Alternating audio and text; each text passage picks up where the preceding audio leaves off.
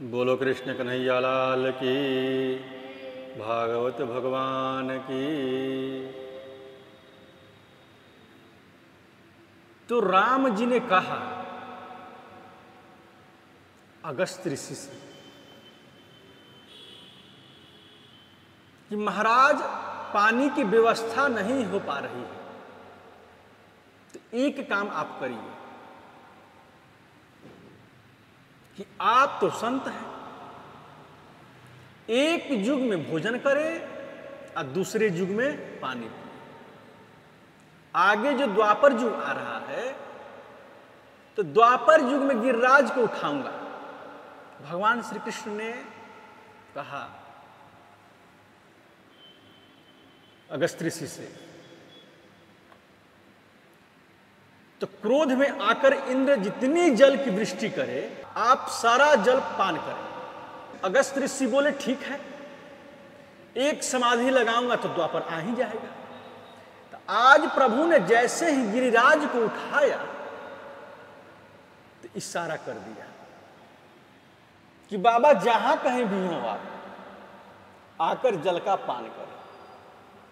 इसलिए अगस्त्य एक जगह बैठकर पानी पी रहे हैं और सुदर्शन जी जो हैं वो जल को सुखा रहे हैं और श्री शेषनाग नीचे चारों तरफ से बांध लगाए हुए बैठे हैं। इंद्र को पता चला कि ये तो मेरे भगवान हैं, ये तो हमसे बहुत बड़ा भारी अपराध हो गया। इंद्र ने आकर गोविंद के चरणों में प्रणाम किया। विशुद्ध सत्वं तव धाम शांतम तपोमयं ध्वस्त रजस्तमस्कं मायामयोऽयं गुणसंप्रवाहो न विद्यते ते ग्रहणानुबंधः। गिरिराज की सपना हो गई। जो 56 भोग बने थे उनका घर घर में प्रसाद को बांट दिया गया। उसी दिन से गिरिराज के पूजन की परंपरा चली। प्रभु ने गिरिराज धारण कर ब्रजवासियों के संकट की निवृत्ति की। ब्रजवासियों के जीवन में बहुत बड़ा संकट आया। देवराज इंद्र ने उनको बहाने का षड्यंत्र किया, लेकिन मेरे 7 वर्ष के गोविंद ने 7 कोस लंबे चौड़े पर्वत जो है वो 7 दिन और 7 रात्रि पर्यंत अपनी कानी उंगली के नख पर धारण कर रखा। देवराज इंद्र का अभिमान चूर हो गया। उसे लगा कि मैंने अच्छा नहीं किया, भगवान के ब्रजवासियों को संकट में डाला, ये वाकई मैंने अच्छा नहीं किया। इसलिए देवराज इंद्र हाथी पर बैठकर आए और जहां से ब्रज की सीमा पर रंभ होती है वहां हाथी से नीचे उतर गए और आकर कृष्ण के चरणों में साष्टांग कर लेट गए। विशुद्ध सत्वं तव धाम शांतम तपोमयं ध्वस्त रजस्तमस्कं मायामयोऽयं गुण संप्रवाहो न विद्यते ते ग्रहणानुबंधः। आचार्य सुखदेव जी महाराज कहते हैं कि परीक्षित, इंद्र ने अपनी गलती को माना और गोविंद के चरणों में गिरकर प्रार्थना करते हैं कि आपका श्री विग्रह विशुद्ध सत्व गुण से परिपूर्ण है, उसमें तमोगुण और रजोगुण स्पर्श नहीं। रजोगुण और तमोगुण को ध्वस्त करने वाले। माया से आप कैसा भी रूप धारण करें, लेकिन आप स्वयं कृपा के सागर हैं। आज मैंने अनुभव किया है। पिता गुरुस्त्वं जगतामधीशो दुरात्ययः काल उपात दंडः हिताय स्वेच्छा तनु ही समीहत्से मानं विधुन्वन् जगदीश मानिनाम।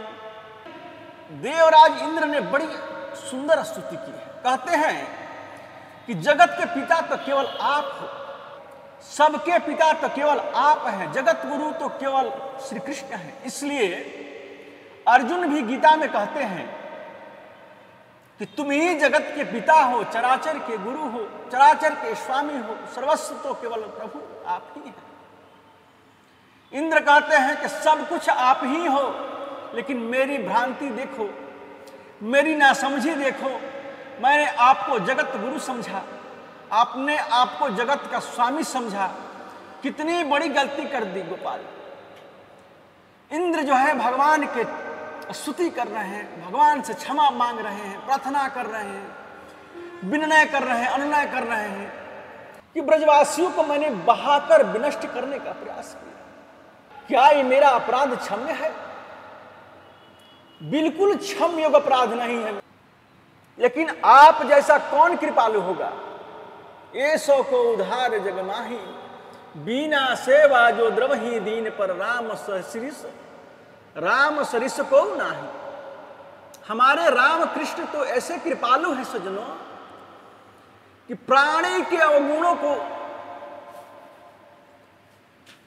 प्राणी के अवगुणों की ओर तो कभी दृष्टि डालते ही नहीं है।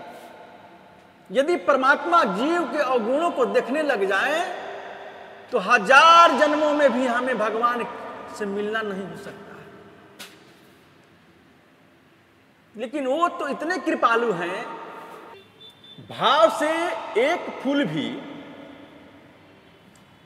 यदि मुझे कोई समर्पित करे तो मुझे सहर्ष स्वीकार होता है।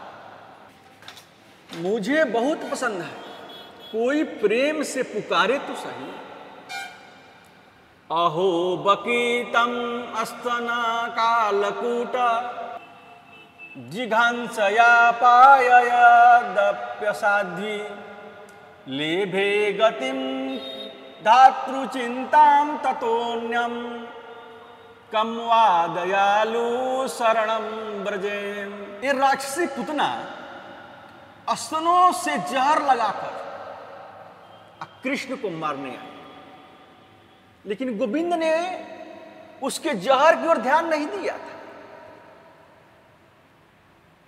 पुतना मुझे मारने आई है, ईश्वर ध्यान नहीं दिया था, उनको मां की गति प्रदान कर। जो यशोदा को मुक्ति मिलनी चाहिए वो प्रथम पुतना को मेरे गोविंद ने दे दी। इतने बड़े कृपालु हैं, ऐसा करुणा के सागर और कौन हो सकता है? मेरे अपराध को क्षमा कर दीजिए भगवान, मेरे अपराध को यदि उचित समझे तो क्षमा करें, और यदि दंड देना चाहे तो दंड दें। मेरा गोपाल कितना बड़ा दयालु है। जाओ इंद्र, तुम्हें क्षमा किया, मैंने ही तुम्हारे अभिमान को दूर करने के लिए ही लीला की। जीवन में अहंकार कभी मत करो, जाओ स्वर्ग का प्रशासन को भोगो। तुम्हारे जीवन में जो उदंडता आ रही थी इंद्र, उसमें मुझे लग रहा था कि मेरे बहुत से प्रेमियों को, बहुत से स्नेहियों को कष्ट हो रहा है, और भक्तों को कोई कष्ट दे तो मुझे बर्दाश्त नहीं होता है।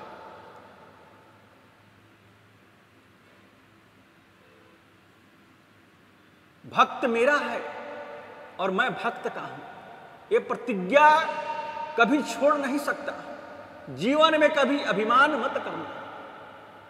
लेकिन यहां एक प्रश्न होता है कि ब्रह्मा ने गलती की थी भगवान के ग्वाल बाल बछड़ों को चुराकर, तो ब्रह्मा ले गए और 1 वर्ष तक उन्हें कृष्ण से दूर रखा। फिर ब्रह्मा ने क्षमा मांगकर 40 मंत्रों में भगवान की स्तुति की, लेकिन एक शब्द श्री कृष्ण बोले नहीं। वर्णन आता है कि भागवत में कि 40 मंत्रों की स्तुति सुनकर भी कृष्ण बोले नहीं। इंद्र ने गलती की, पूरे ब्रजमंडल को बहाने का षड्यंत्र किया, फिर भी केवल 10 मंत्रों में इंद्र ने आकर स्तुति की। भगवान बोले जाओ, क्षमा किया। तो प्रश्न ये होता है यदि शास्त्रीय परिप्रेक्ष्य में यदि देखा जाए तो इंद्र की अपेक्षा ब्रह्मा का स्थान बहुत ऊंचा है, क्योंकि 4,32,000 वर्ष का कलयुग, 8,64,000 वर्ष का द्वापर और 12,96,000 वर्ष का होता है त्रेता, 17,28,000 वर्ष का होता है सतयुग। तो इसे कहते हैं एक चतुर्युग, सतयुग, त्रेता, द्वापर और कलयुग। ये 71 बार व्यतीत होता है, तो एक मनवंतर पूरा होता है और एक इंद्र बदल जाते हैं। इसी प्रकार जब 14 मनवंतर पूरे हो जाते हैं तो 14 इंद्र बदल जाते हैं, तब ब्रह्मा जी का एक दिन होता है। इसी क्रम से ब्रह्मा जी की 100 वर्ष की आयु होती है। ऐसा उच्च जिस ब्रह्म का पद विधान विधाता जो बना है, सारी दुनिया का मालिक है, दुनिया को बनाने वाला ब्रह्मा, उसको बनाने वाला एक नारायण है और नारायण को कोई नहीं बना सकता। उस ब्रह्मा ने जब 40 मंत्रों से स्तुति की तो भगवान ने क्षमा नहीं किया, बोले नहीं, उनसे नाराज रहे और इंद्र ने गलती की और केवल 10 मंत्रों की स्तुति की तो भगवान ने कह दिया जाओ, क्षमा किया। आचार्य सुखदेव जी कहते हैं कि परीक्षित, गलती तो दोनों ने की, लेकिन दोनों की गलतियों में अंतर क्या है? ब्रह्मा ने जो गलती की, 1 वर्ष तक कृष्ण के भक्तों को कृष्ण से दूर रखा, 1 वर्ष तक कृष्ण के सखाओं को उनसे दूर रखा।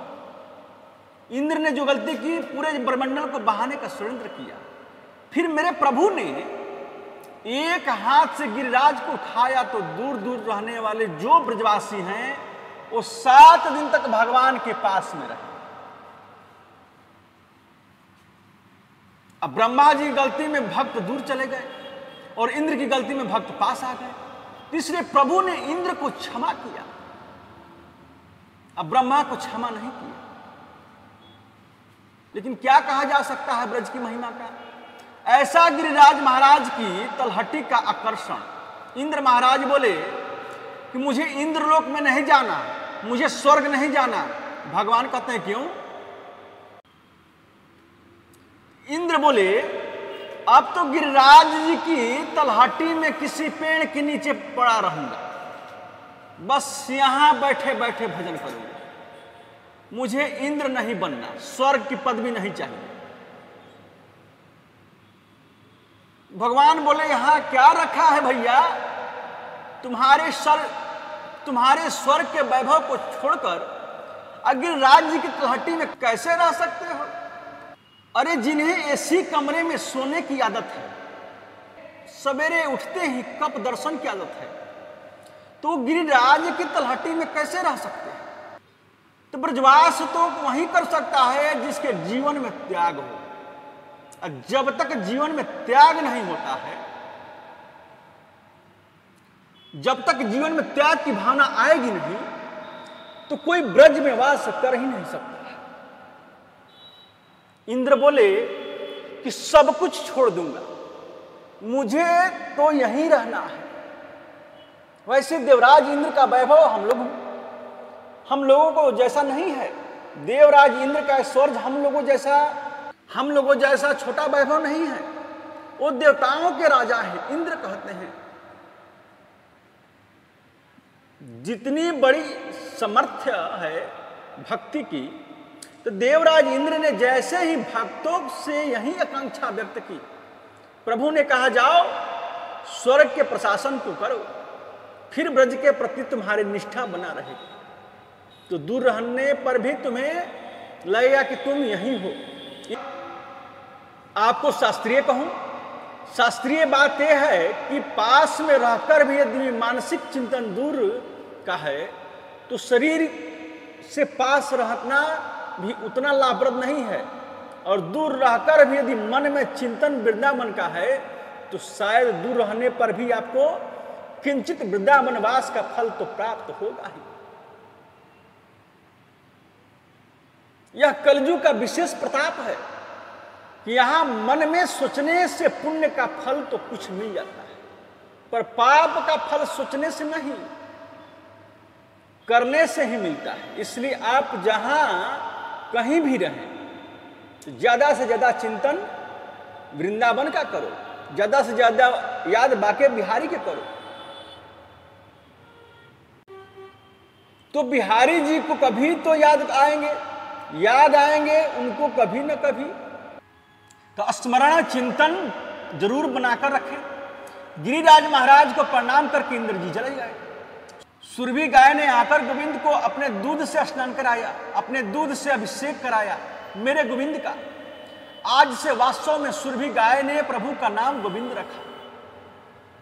गाह विंदति इति गोविंदः। वेद लक्षणा वाणी को जो संरक्षण प्रदान करे उससे हम गोविंद कहते हैं। जो वेद को सुरक्षा देवे उससे हम गोविंद कहते हैं। अब ये बात तो यहां की हुई। अब गिरिराज लीला का प्रथम एक और लीला आचार्य सुखदेव जी ने कही।